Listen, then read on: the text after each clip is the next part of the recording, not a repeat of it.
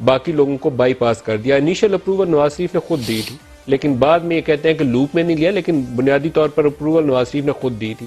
آپ جاوید لطیف صاحب اسی میں شامل ہیں جو لوگ اس کو چاہتے تھے کہ تھوڑا بہت اس میں اپنی آپشنز رکھی جائیں, تبدیلیاں ترامیم تجویز کی جائیں. تو آپ کو کیوں بائی پاس کیا, انہوں نے کیا فائدہ کیا تھا اس میں؟ نہیں, میں سمجھتا ہوں کہ کچھ چیزیں ایسی ہیں جو میں نہیں کہنا چاہتا. جماعت کی ایک ذمہ داری ہے اور میں سمجھتا ہوں کہ یہ جماعت کے اندر ہی چیزیں ڈسکس ہونی چاہیے. مگر یہ حقیقت ہے کہ جن کے ہاتھوں میں جو پارٹی کی آج پاکستان کے اندر لگام ہے, انہوں نے کوئی اس طرح کی ذمہ داری ادا نہیں کی جس طرح ان کو کرنی چاہیے تھی. مثلا میں ذاتی طور پر یہ سمجھتا ہوں کہ جب مولانا فضل الرحمان نے مارچ کیا تو اس میں بھی مسلم لیگ نے اس طرح کا رول ادا نہیں کیا جس کی توقع نواز شریف رکھتے تھے. اور اس کے بعد بھی جب یہ ایکسٹینشن کے حوالے سے گائیڈ لائن سپریم کورٹ کی طرف سے آئی, اس میں بھی ہمیں چاہیے تھا کہ ہم دیگر اپوزیشن کی جماعتوں کو اعتماد میں لیتے, جو اپوزیشن کی بڑی جماعت ہونے کے ناطے اور بطور اپوزیشن لیڈر کے جو ہماری جماعت کے پاس تھا, اس کے ذمہ داری میں ہمیں باقی جماعتوں کو اعتماد میں لینا چاہیے تھا, جو یہاں کے لوگوں نے نہیں لیا. ایسا کیوں ہوا؟ ہمیں اعتراض ہے. کیوں ہوا ایسا؟ جہاں تک کیوں ہوا ایسا؟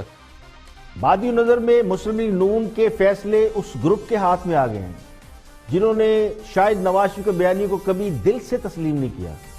یہ وہ گروپ ہے جس کے بارے میں کہا جاتا ہے کہ وہ احتجاجی سیاست کا عادی نہیں یا سیاسی جدوجہد پر یقین نہیں رکھتا, بہت زیادہ ہارڈ لائنر نہیں ہے, یا تو یہ بہت حقیقت پسند گروپ ہے جسے یہ معلوم ہے کہ اقتدار تک پہنچنے کا راستہ کون سا ہے, اور وہ راستہ اگر مسلم لیگ نون نے ترک کیا ہے تو خاصا بھی اسی راستے پر چلے اور اقتدار تک پہنچ گئے.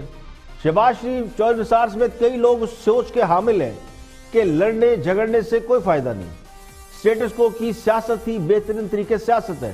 تو ہر ایک کی پارٹی کے اندر اس طرح کے گروپس ہوتے ہیں جو مختلف سوچ رکھتے ہیں.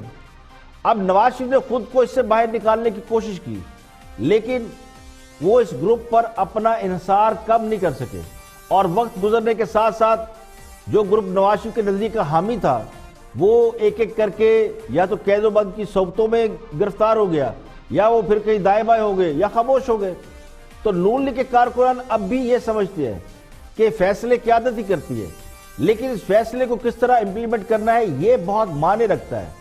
چونکہ یہ کام جن لوگوں کے ذمہ تھا, میں نے کل بھی ان کے بارے میں بات کی تھی کہ انہوں نے یہ کام اچھے طریقے سے نہیں کیا, جس کی وجہ سے کارکنان ان کے جو پارلیمنٹیرین ہیں وہ بھی بڑے پریشان ہیں.